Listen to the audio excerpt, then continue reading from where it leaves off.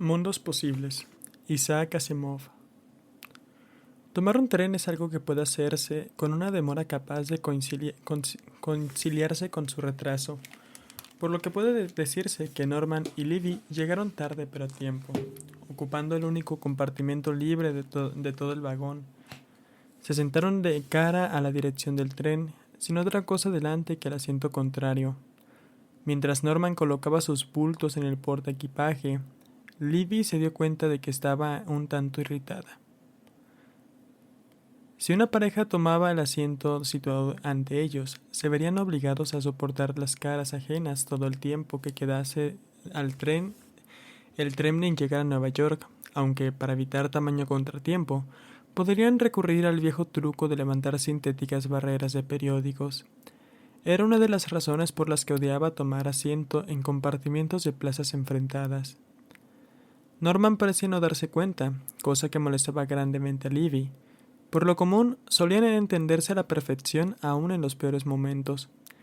En este sencillo detalle encontraba Norman su seguridad de haberse casado con la chica ideal. «Nos ajustamos uno al otro, Livy», solía decir Norman. «He aquí la clave del éxito». Como cuando uno intenta componer un rompecabezas y encuentra que una pieza encaja perfectamente en la otra. Ni más ni menos. No hay otra posibilidad. Es la pieza ineludible, es decir, la chica insustituible. Ella se reiría y contestaría: «Si no hubieras cogido el tranvía aquel día, posiblemente no habrías tropezado conmigo jamás. ¿Qué hubieras hecho entonces?» «Obtener una licenciatura, claro. Además, te hubiera encontrado otro día a través de Georgette».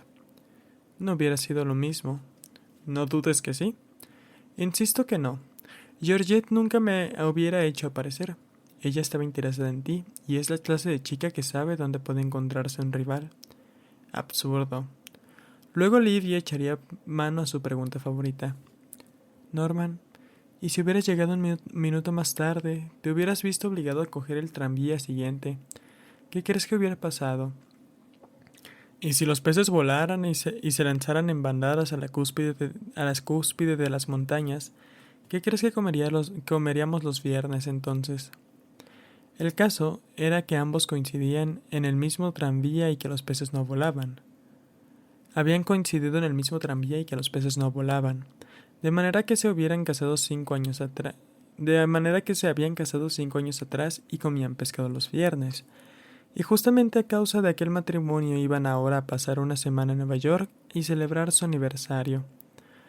Recordó entonces el problema presente. «Norman, me gustaría que tomáramos otro asiento, si te parece». «A mí también, pero todavía no compartimos con nadie, de modo que, al menos hasta Providence, estaremos más o menos solos». Aquello no acabó de consolar a Livy, que se sintió justificada cuando vio caminar por el pasillo central del vagón un pequeño y rollizo personaje. Bien, ¿de dónde venía aquel hombre? El tren se encontraba a la mitad del camino entre Boston y Providence, y si el fulano había tenido un asiento, ¿por qué no lo había conservado? Fuera como fuere, su vanidad tomó parte del juego de hipótesis. Estaba seguro de que si ignoraba al hombrecillo, él pasaría de largo, de manera que comenzó a preocuparse por su cabello que, en virtud del traqueteo del tren, se había desarreglado un poco.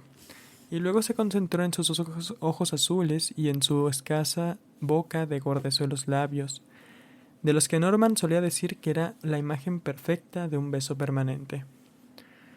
No era para tanto, pensó ella. Luego alzó la mirada, y vio al hombrecillo sentado en el asiento opuesto. El fulano captó la mirada y sonrió ampliamente. Una agrupación de arrugas coronaron los bordes de la sonrisa. Se quitó precipitadamente el sombrero y lo colocó sobre una maleta negra que había traído consigo. Un mechón de blancos cabellos se desparramó en torno a la calvicie circular que asimilaba el centro de su cráneo en un desierto. Livy correspondió con apenas la insinuación de una leve sonrisa, y luego desvió la mirada posándola de nuevo sobre la maleta negra. Entonces su sonrisa se apagó. Dio un codazo a Norman. Norman alzó la mirada por encima del periódico, encogió las cejas, casi encontrándose sobre el puente de la nariz, con aquel gesto que por lo común le otorgaba una imponente presencia. Por tanto, ellas, como los ojos oscuros que brillaban debajo, se dirigieron a Libby con el usual aspecto de complacencia y diversión que solían explayar. «¿Qué pasa?», dijo. Sin duda no se había fijado en el rollizo hombrecito situado frente a ellos. Libby iba a indicarle con una mirada o con un gesto de la mano lo que de chocante había encontrado, cuando se dio cuenta de que el hombrecillo le estaba contemplando abiertamente. Libby se sintió confundida. Norman dirigía apenas una vaga mirada. Finalmente resolvió acercarse a él y susurrarle excitadísima: «¿Has visto lo que hay escrito sobre la maleta?».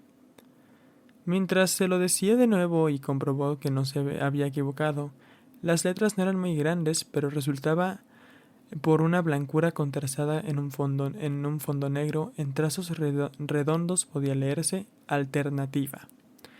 El hombrecillo estaba sonriendo otra vez. Asintió repetidamente con la cabeza y señaló altivamente las palabras escritas sobre la maleta y a sí mismo.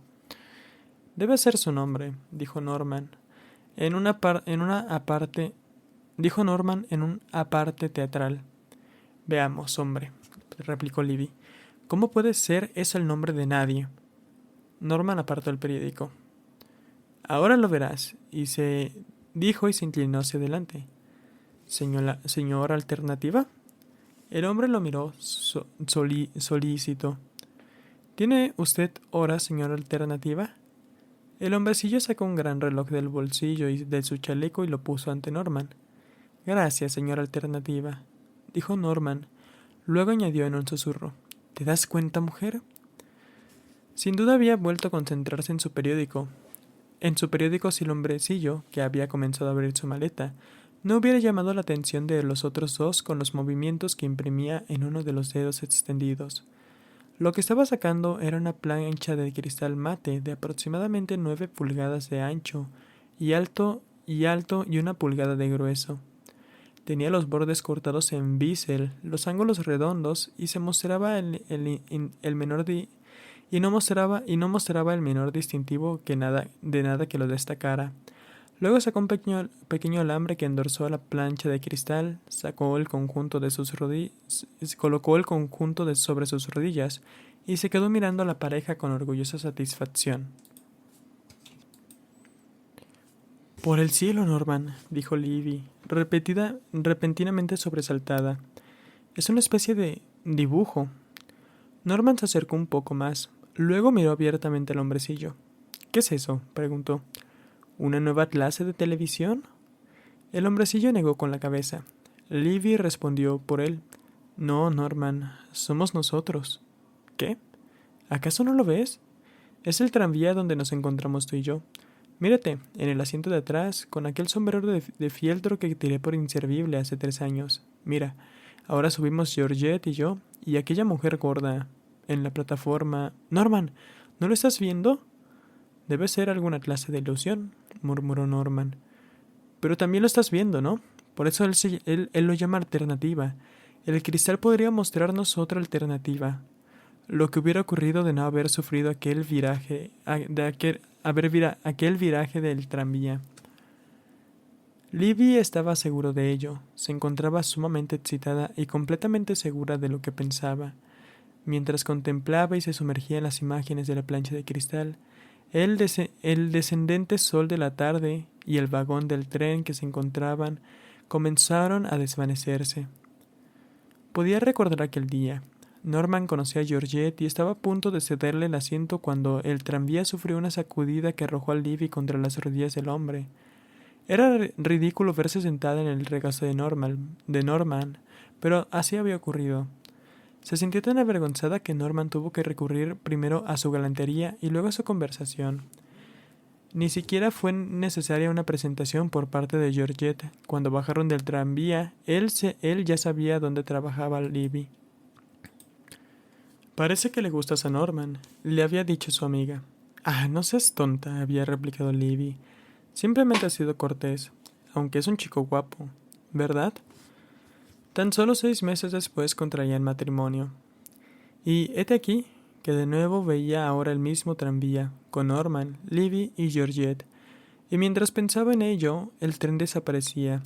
El monótono traqueteo se desvanecía por completo, ocupando su lugar los confines del tranvía. Acababa de detenerse y subieron Georgette y ella. Situados en la plataforma, sufrieron los embates del monótono y ridículo ritmo del vehículo. Entonces se dirigió a su amiga. «Hay alguien que te mira, Georgette. ¿Lo conoces?» «¿Yo?» Georgette ensayó una mirada deliberadamente casual por encima de su hombro. Luego añadió: «Sí, lo conozco un poco. ¿Qué crees tú que querrá?» «Averigüémoslo», dijo Livy. Se sentía complacida con su picardía. Georgette era conocida por su coqueteo con los hombres y sería divertido comprobar si no pasaba todo de mera fanfarronada, pero este parecía bastante interesante. Se dirigió hacia la parte de los asientos, y Georgette la siguió sin demasiado entusiasmo. Justo cuando Livy alcanzaba el asiento situado frente al que ocupaba el joven, el tranvía tomó bruscamente una curva, haciéndola perder el equilibrio. Livy intentó desesperadamente atrapar una de las agarraderas de cuero que pendían sobre la barra superior. La atrapó con las puntas de los dedos y pudo sostenerse. Por alguna razón, sin embargo, momentos antes le había parecido que no había ninguna correa lo bastante cerca como para poderse sujetar a ella. Como quiera que fuese, sintió que según las leyes naturales, ella debía haber caído. Algo había sido rectificado. El joven no la miraba. Estaba sonriendo Georgette y levantándose de su asiento. Tenía unas impresionantes cejas que le conferían un aspecto de competencia y autodominio. Livy decidió que le gustaba. Georgette estaba diciendo: «Oh, no te molestes. Vamos a bajar dentro de 2 paradas». «Pensé que íbamos a ir a Sac», dijo Livy. «Iremos, pero acabo de recordar que tenía que hacer algo allí. No me llevará más de 1 minuto». «Próxima parada, Providence», anunciaron los altavoces. El tren reducía velocidad y el mundo pasaba. Y el mundo pasado volvió a sumergirse una vez más en la plancha de cristal. El hombrecillo les estaba sonriendo. Livy se dirigió a Norman. Se sentía un tanto atareada. ¿También tú estabas pensando en todo aquello? ¿Qué ocurre? ¿Acaso no podemos estar tan cerca de Providence? Miró su reloj. Creo que sí. Luego a Livy. ¿No te caíste esa vez?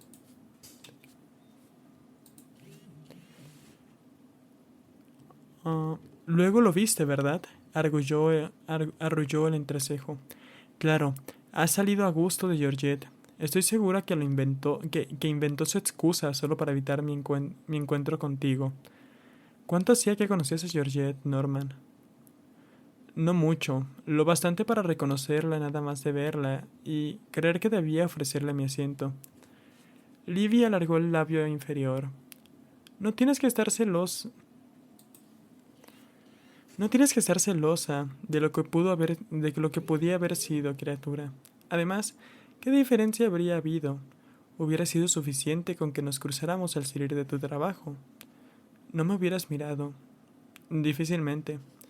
Entonces, ¿cómo te hubieras encontrado conmigo? De cualquier manera, no sé, pero reconocerás que estamos discutiendo por algo más bien estúpido. Providence comenzaba a quedar atrás. Livy se sintió turbada.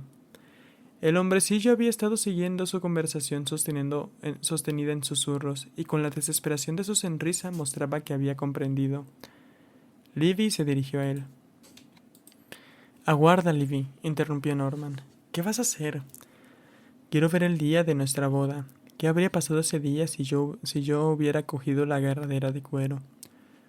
«No coincido contigo. Creo que no nos hubiéramos casado el mismo día». «Señora Alternativa», insistió Livy pese a todo. «¿Puede mostrármelo?» El hombrecillo sintió con la cabeza. La plancha de vidrio comenzó a animarse de nuevo. Al principio un tanto borrosamente. Luego la luz se fue concentrando y condensándose en figuras concretas. Una débil música de órgano resonó en los oídos de Livia.